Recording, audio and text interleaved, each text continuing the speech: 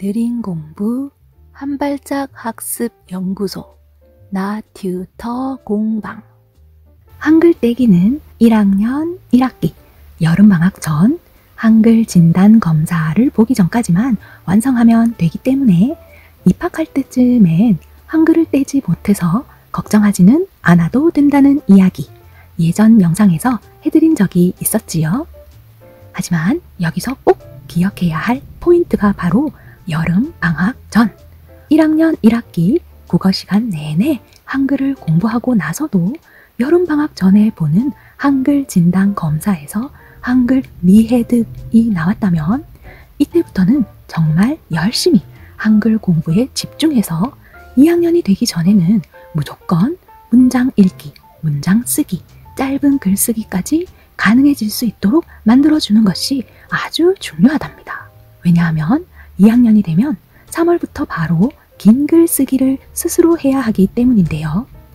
2학년이 될 때까지도 한글을 못 떼고 혼자 글쓰기가 안 된다면 국어 시간에 해야 할 여러 활동들을 계속 놓치고 제대로 공부하기 어려워질 수밖에 없거든요.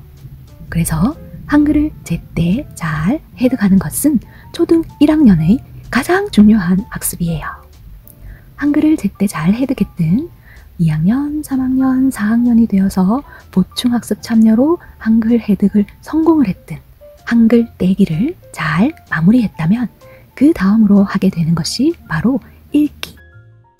한글 해득을 하고 난 바로 다음 한글 읽기를 시작하는 가장 첫 단계로는 여러 낱말을 글자대로 읽는 것이에요. 평소에 생활 속에서 사용되는 여러 가지 낱말 중에서 받침이 없는 낱말들, 받침이 있는 낱말들, 글자와 소리가 같은 낱말들, 글자와 소리가 다른 낱말들을 차곡차곡 확인하면서 읽기 내공을 만들어가는 거죠. 이때 활용하면 좋은 것이 주제별로 제시되어 있는 낱말 읽기예요. 나 튜터가 예전 영상에서 한글 공부, 한글 지도에 절대 도움이 안 되는 것들을 이야기한 적이 있었는데요. 그 중 한 가지가 주제별 낱말이 등장하는 한글 그림책이었어요. 한글 그림책은 주로 한글 공부를 시작하는 유아들을 위한 책들인데요. 이런 주제별 한글 그림책은 한글 지도 순서와 전혀 상관없이 통문자로 낱말을 읽게 하는 책들이기 때문에 한글 공부에는 정말 도움이 안 된답니다. 나 튜터가 그렇게 도움이 안 된다고 얘기했던 그 한글 그림책.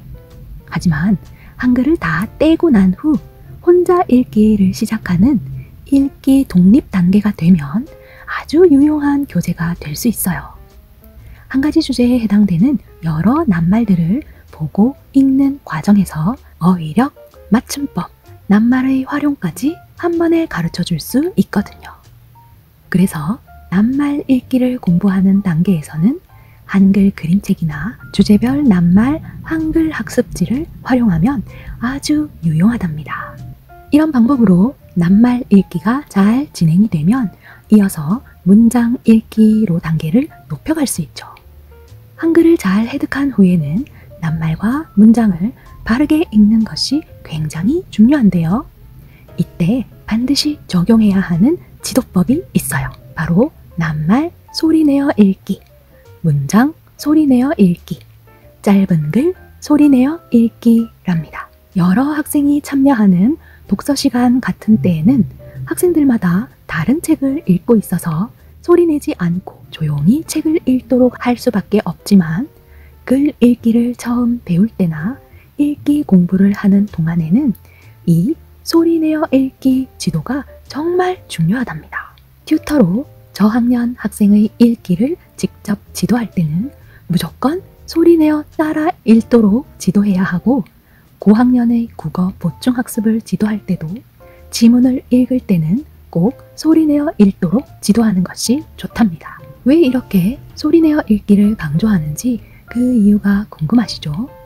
소리내어 읽기의 효과나 중요성을 강조하는 글들은 아주 쉽게 찾아볼 수 있어요. 그중 몇 개는 고정 댓글에도 공유해 둘게요. 한번 참고해보세요. 고정 댓글에 공유한 글들 외에도 잠깐만 검색을 해보면 소리내어 읽기의 효과를 말하는 글들을 정말 많이 볼 수 있답니다. 이런 글에서 말하는 효과들을 정리해보면 초등 1학년, 2학년들은 글자를 소리로 변형하여 표현하는 것을 익숙하게 해낼 수 있도록 만들어주는 것이 필수이기 때문에 특히 소리내어 읽기를 꼭 해야 하는 시기라는 설명이 많아요. 그래서 초등 1학년, 2학년 국어 시간에 친구들과 함께 소리를 맞춰서 천천히 소리내어 읽기를 하도록 교과서 글읽기 지도를 하는 교사들이 많답니다. 초등 3학년, 4학년까지도 국어 시간에 소리내어 함께 읽기로 지도하는 교사들도 있는데요.